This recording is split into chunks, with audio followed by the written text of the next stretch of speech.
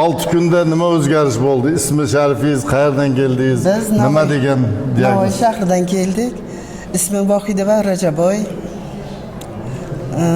Mana bo'yinda girija, keyin oyog'imda, tizzamda yemirilishli edi. Keyin mana Turkiyaga taklif qilyotibdi, kelinglar operatsiya qilamiz deb. Lekin men operatsiyaga rozi bo'lmadim. Mana Xudoga behisob shukr, mana shu yerda yechim topildi, yaxshi.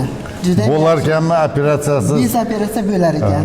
Xudoga ming Xudoga qator behisob shukr, yaxshiman. Mana qizim mani uyimdan 3 ta hovli narida o'sha borib kelganimcha belim juda ham og'riq berardi. Hozir belimda ham og'riq yo'q, Xudoga behisob shukr.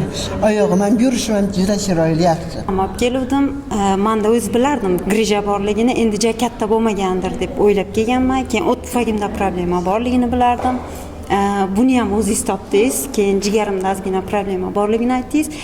Hozir juda ham yaxshi ishlaydi, yaxshi. Juda ham tavsiya qilaman. Boshqa kasal bo'lmanglar. Bu 6 kunda rezultat bu. 6 kunlik rezultat ko'rsating. Yana shunaqadan yana ovorsangiz undan ham zo'r bo'ladi. Albatta, o'zimiz aytyapmiz. Boshqa kasal bo'lmanglar, ilohim. Oqsoqdan ko'rardilar. Rahmat borlarga. Rahmat, hammalariga. Dilrabo aka. Rahmat. Rahmat, kattakon. Sog' bo'ling.